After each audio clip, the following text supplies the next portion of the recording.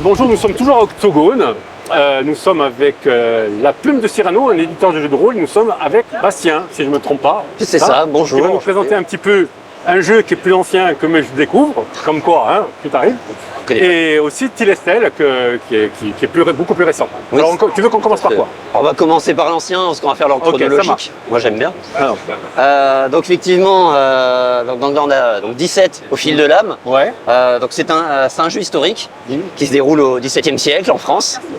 Donc c'est un jeu où on incarne des possédés. C'est-à-dire on incarne une personne du siècle qui est possédée par un esprit. Cet esprit, ça peut être n'importe qui. Ça peut être Bastet de la mythologie égyptienne, ça peut être Jules César, par exemple. Enfin, c'est ce que l'esprit a dit au personnage. Ouais. En fait, le personnage n'a aucune idée qui est cet esprit. Ouais. Il a juste, toutes ces informations viennent de l'esprit qu'il possède. Donc, comment ça marche pendant la partie? En fait, donc c'est le MJ qui va jouer les différents esprits, et donc les joueurs jouent vraiment leur personnage. Donc, il l'incarne vraiment.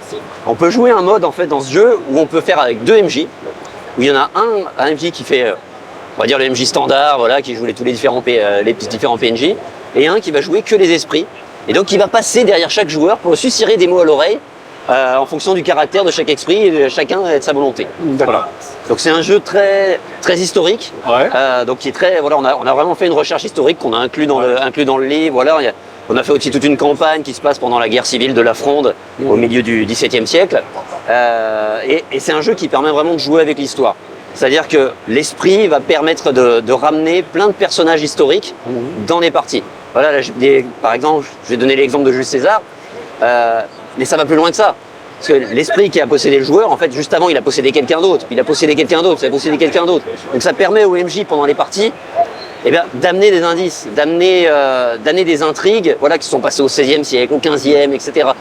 Et donc, si vous avez un siècle favori, là, vous pouvez ramener toutes ces époques-là, toutes ces intrigues, tous ces lieux dans les campagnes. D'accord. Donc c'est pour ça. Moi, c'est pour ça que j'aime beaucoup ce jeu.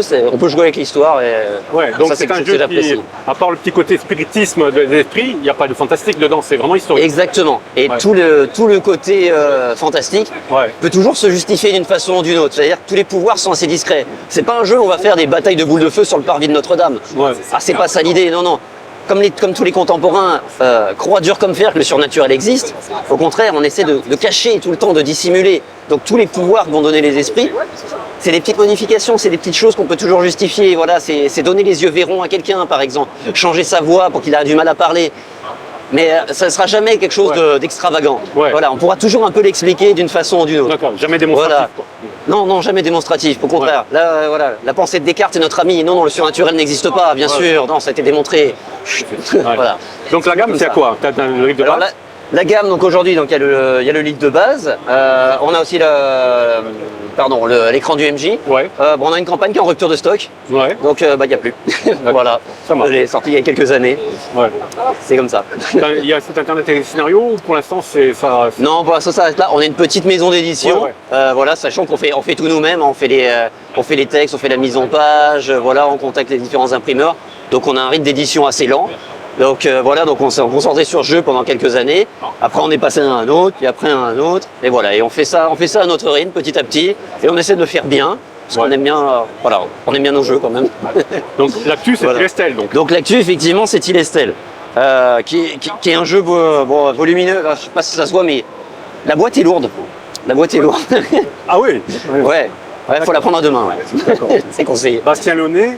C'est ça, c'est ça. Bastien Launay, c'est moi. Et donc Marc Aubert qui est là. Hors champ parce qu'il ne veut pas. Ouais, c'est une grosse boîte. Alors moi j'avais découvert le kit.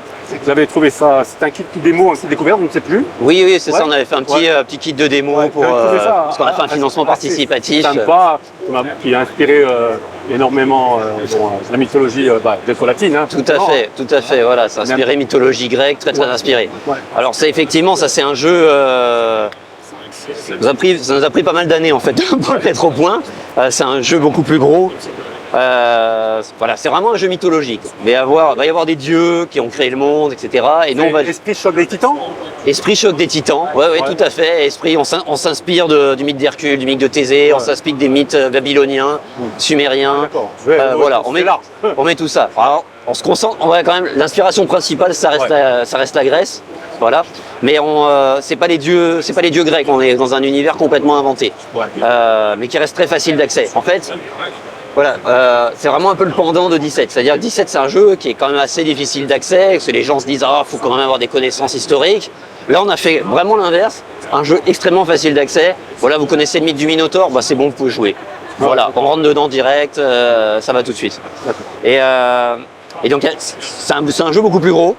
Il y en a pour beaucoup de gens. C'est-à-dire qu'il y a un des gros points forts du jeu, c'est le système avec les dieux. C'est-à-dire que les dieux vont intervenir pendant les parties et ils vont avoir un avis sur tout ce que font les joueurs.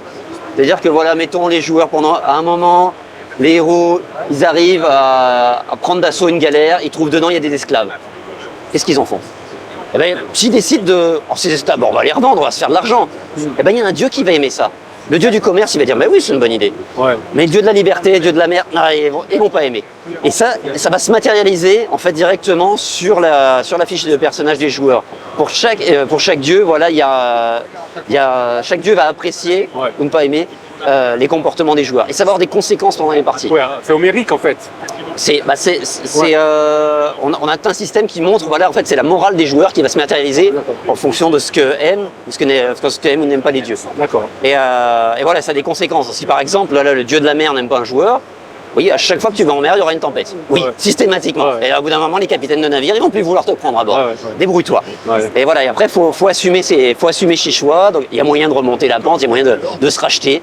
Toujours, c'est pas définitif, mais voilà, il y a tout un système là-dessus et ça fait un univers vivant. Ça fait, voilà, les choix des joueurs ont des conséquences et c'est immédiat. Et alors ça c'est un des aspects que j'aime bien.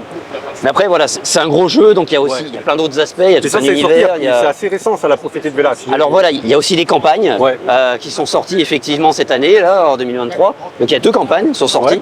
Donc la première, la plus courte, le dernier bastion.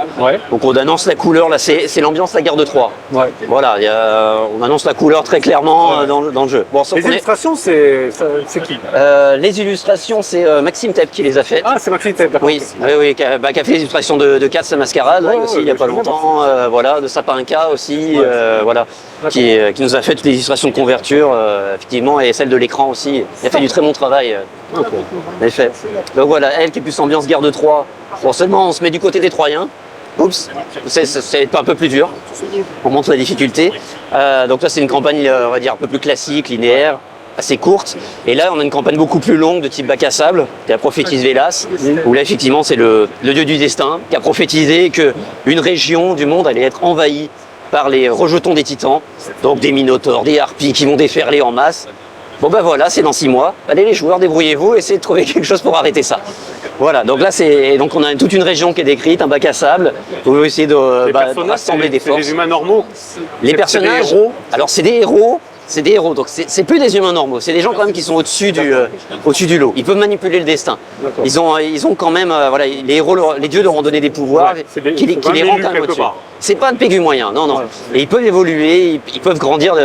Ça grandit assez vite en puissance quand même. Il y a une échelle de puissance qui grandit assez vite. On peut finir comme étant des demi-dieux. Voilà, où là, bon, là c'est une autre échelle. Voilà. Je vois des cartes. Donc la mécanique fonctionne avec des cartes, c'est quoi ça? Alors les cartes, oui, ça intrigue un peu. Effectivement, c'est un jeu avec des cartes qu'on utilise qu'en combat. Hein, je précise. Il y a des cartes action. J'ai lu, donc je sais. Donc, il y a des cartes action, des cartes réaction. Donc les cartes action, on les joue à son tour de jeu. Les cartes réaction, on les joue pour réagir à quelque chose qui se passe autour de soi. Donc typiquement, faire une esquive, une parade, voilà. Ou réagir à quand quelqu'un tombe par terre devant soi. Il y a une carte réaction qui permet justement de lui marcher dessus. Il y a des choses comme ça. Donc ça permet de rendre les combats un peu dynamiques. Donc l'idée de ce jeu de cartes, voilà, c'est... Il y a plein de choses en fait qui se cachent derrière. Déjà, il y a un petit peu de deck building, si je peux dire. C'est-à-dire qu'on va choisir en fait les cartes qui correspondent à un style de combat qu'on va appliquer pendant ce combat-là. On peut en changer d'un combat à l'autre pour essayer de s'adapter à l'adversaire. On construit sa main, quoi. On construit sa main. Voilà, ça matérialise en fait la tactique qui a été choisie par le personnage. Donc voilà, il y a vraiment ce côté-là tactique. Il y a le côté au fait, on se fatigue. Quand on dépense ses cartes, on les dépense, on se fatigue. Donc il faut gérer sa fatigue. Il y a des cartes qui permettent de redonner des cartes à dos aux autres joueurs, etc. Il y a un petit côté comme ça à gérer. Puis quand on n'a plus de cartes, on fait « Ah mince !» Là, voilà, là, faut vraiment prendre du recul, faut apprendre à gérer ses combats. Et puis il y a un dernier aspect, bah aussi ça fait rappel de règles. En fait, toutes les règles sont là-dessus. Alors ça fluidifie la partie. Moi j'aime bien, tu vois, les combats, j'aime bien quand ça Ouais. ça coule. Ouais. Et j'ai remarqué qu'avec les cartes, en fait, ça permet d'avoir des combats et tactiques et fluides. Parce que les règles, elles sont là. Et là, du Ouais. coup, c'est les joueurs qui s'approprient vraiment les règles. Ok. Ce qu'on a moins, j'ai remarqué, dans d'autres jeux, bon, comme par exemple 17, où on a aussi des combats tactiques. Mais là, pour la peine, bah oui, faut avoir le livre sous la main. Mhm. Là, les cartes permettent ce petit tour de main d'avoir des combats tactiques et fluides en même temps. Ouais. Donc voilà. Bon, il y a aussi tout un système de magie libre dans le jeu, voilà, qui permet aux joueurs de créer leur sort à la volée. Ouais. Qui est vraiment très apprécié aussi des joueurs en partie. D'accord. Voilà, donc c'est une assez grosse gamme, hein. Il y a aussi tout un ça, écran c'est BMJ, disponible. voilà. Tout ça c'est disponible. D'accord. Voilà. Il y a tout ça aujourd'hui. C'est quand même pas mal, il y a de quoi faire. Ouais, il y a de quoi Ouais, faire. il y a de quoi faire. Bah écoute, merci Voilà. Bastien de nous avoir présenté un petit peu la poule de Cyrano et les deux jeux qui sont actuellement sur ton stand. Donc, Je vous en souhaite, bon courage parce que ça fait que commencer. Octogone. Octogone fait que commencer, ouais, va falloir que j'échauffe ma voix un peu. Un peu de miel, de drogue, et C'est ça. du rhum et tout. Ça marche très bien, marche très bien. on connaît. Bah merci et à bientôt. Hein. Merci beaucoup. Ouais.